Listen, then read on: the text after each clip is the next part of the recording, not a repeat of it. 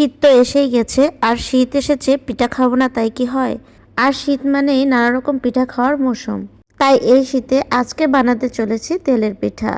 তেলের পিঠা অনেকে বানাতে পারলেও আবার অনেকেই বানাতে পারে না। আবার অনেকেই কিভাবে তেলের পিঠা বানাতে হয় তাও জানে না। আমার আজকের এই ফুলকো তেলের পিঠা আমি কিভাবে তৈরি করেছি ভিডিওটি কিন্তু অবশ্যই পুরোটা দেখতে হবে। তাহলে চলুন ফুলকো তেলের পিঠাটি কিভাবে তৈরি করেছি দেখিয়ে দিচ্ছি। বিসমিল্লাহ। পিঠা তৈরি করার জন্য হালকা কুসুম গরম পানি করে রেখেছি। আর এখন নিয়ে নিচ্ছি পরিমাণ মতো চালের গুঁড়া। এই চালের গুঁড়াটি ফ্রিজের মধ্যে রাখা ছিল, তাই হাত দিয়ে আমি মুঠোগুলো ভেঙে দিচ্ছি এবং অল্প পরিমাণ ময়দা নিয়ে ভালোভাবে মিশিয়ে নিচ্ছি এবং দিয়ে দিচ্ছি স্বাদ মতো লবণ। আর দিয়ে দিচ্ছি 2 কাপ চিনি। আপনারা মিষ্টি পরিমাণ অনুযায়ী চিনিটা নিতে পারেন। এবার হালকা কুসুম গরম পানি দিয়ে হাত দিয়ে অথবা চামচ দিয়ে ভালোভাবে মিশিয়ে গুলিয়ে নিতে হবে। পানির পরিমাণটা কিন্তু আগেই বেশি দেওয়া যাবে না, মাঝে মাঝে একটু একটু করে দিতে হবে। যদি পানির পরিমাণটা বেশি পড়ে যায় তাহলে কিন্তু গোলাটা অনেকটাই পাতলা হয়ে যাবে, আর গোলাটি পাতলা হয়ে গেলে পিঠাটি মোটেও ভালো হবে না। তাই গোলাটি তৈরি করতে সঠিক পরিমাণে পানি নিতে হবে এবং ঘনভাবে গোলাটি তৈরি করে নিতে হবে। গোলাটি তৈরি হয়ে গেলে একটি প্লেট দিয়ে আধা ঘন্টার জন্য ঢেকে রাখছি। আর এভাবে আধা ঘন্টার মতো ঢেকে রাখলে পিঠাটি অনেক সুন্দর হয়। অনেকে কাপ দিয়ে মেপে মেপে গোলাটি তৈরি করে দেখিয়ে দেয়, কিন্তু আমি তা করিনি। কারণ আপনার ফ্যামিলি অনুযায়ী বা আপনার আত্মীয় স্বজনকে খাওয়ানো অনুযায়ী আপনি কতটুকু এই তেলের পিঠাটি তৈরি করবেন সেই অনুযায়ী গোলাটি তৈরি করে নেবেন। এবার তেলটাকে গরম করে আমি একটি একটি করে তেলের পিঠা ভেজে নিচ্ছি। প্রথমে তেলটাকে একটু হিট করে চুলার আঁচটা কিন্তু কমিয়ে দিতে হবে, নইলে গোলাটি দেওয়া মাত্রই তাড়াতাড়ি পুড়ে যাবে এবং কালারটি নষ্ট হয়ে যাবে, আর ভেতরে কিন্তু কাঁচা থেকে যাবে।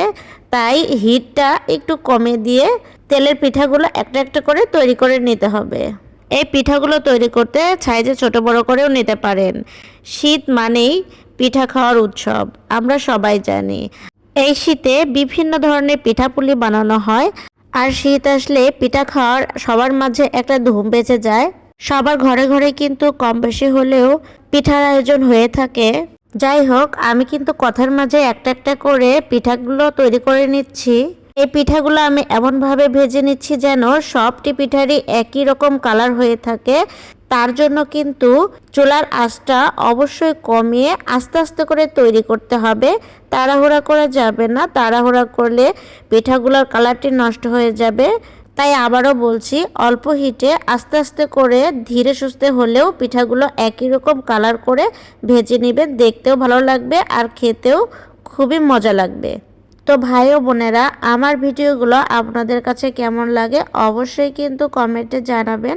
আর ফেসবুক পেজে দেখে থাকলে অবশ্যই ফলো দিয়ে দিবেন এবং ইউটিউব চ্যানেল থেকে দেখে থাকলে অবশ্যই সাবস্ক্রাইব করে রাখবেন।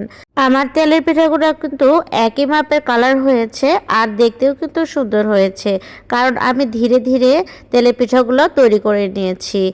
আপনিও কিন্তু চাইলে আমার মতো ধীরে ধীরে তেলের পিঠাগুলো তৈরি করে নিতে পারেন এবং এতে দেখতেও কিন্তু অনেক সুন্দর দেখাবে। যে কোনো পিঠা আপনি সুন্দর করে তৈরি করে বানাবেন, লোকে দেখে এতে প্রশংসাও করবে আর খেয়েও অনেক মজা পাবে। প্রথম প্রথম কিন্তু কেউই পিঠা বানাইতে পারে না। আপনি যত বেশি পিঠা বানানোর চর্চা করবেন ততই কিন্তু আপনার পিঠা বানানোর হাত পাকা হয়ে যাবে, আর তখনই আপনাকে পিঠা বানানোর জন্য অন্যজনও রিকোয়েস্ট করবে। তো আশা করছি আজকের এই ভিডিওটি দেখে আপনিও নিজে নিজেই তেলের পিঠা তৈরি করে নিতে পারবেন। ভিডিওটি আপনার কাছে কেমন লেগেছে অবশ্যই কিন্তু কমেন্টে জানাবেন। আর সবার সুস্থতা কামনা করে আজকের মতো বিদায় নিচ্ছি। সবাই সুস্থ থাকবেন। আল্লাহ হাফেজ।